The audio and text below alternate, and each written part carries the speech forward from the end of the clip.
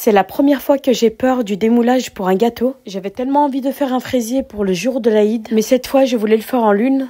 Mais comme c'était trop tard pour commander, j'ai opté pour le système D. Allez, sans plus attendre, je vous donne la recette tout de suite. C'est une recette que je fais depuis quelques années, que j'ai dénichée sur le compte de Sarah Ariz. On va commencer par la génoise. Il faut battre pendant 5 minutes les œufs et le sucre. Le mélange va doubler de volume. Ajoutez la farine puis mélanger avec une spatule doucement de haut en bas. Une fois bien mélangé, versez ce mélange sur une plaque chemisée de papier cuisson. Avec une spatule, étalez bien la pâte un peu partout. Puis enfournez dans un four préchauffé à 180 degrés et laissez cuire pendant 12 minutes. Pour la crème, versez du lait entier dans une casserole. Ajoutez la poudre d'une gousse de vanille. Puis ajoutez aussi la gousse de vanille. Puis portez à ébullition. Pendant ce temps-là, dans un saladier, versez les œufs, le jaune d'œuf, le sucre et la maïzena. Puis battez le tout. Une fois que le lait commence à bouillir, versez le lait dans le saladier tout en continuant à battre. Battez ce mélange pendant quelques secondes.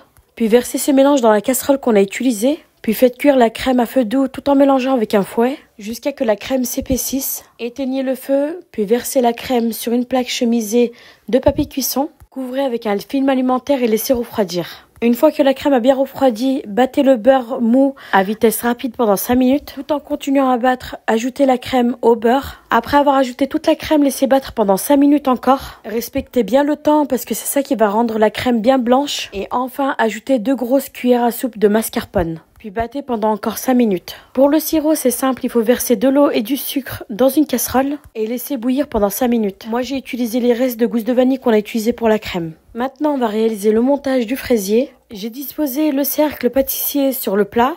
J'ai utilisé un bol bien haut. J'ai ajouté le plastique rhodoïde autour du cercle et du bol. Ensuite, pour le fraisier, j'ai disposé les fraises les unes à côté des autres sur le contour du cercle et du bol. J'ai fixé les fraises dans chaque coin de la lune avec la crème pour pas qu'elles bougent.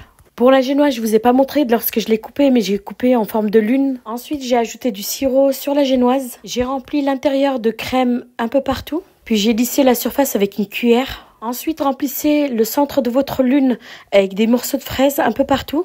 J'ai mis une deuxième génoise au centre de la lune. Et j'ai rempli le contour de la génoise avec de la crème. J'ai encore mis du sirop sur la génoise. Puis finissez par mettre une bonne couche de crème sur la génoise et lissez la surface avec le dos d'une cuillère. Mettez le restant de la crème dans une poche à douille avec une belle douille.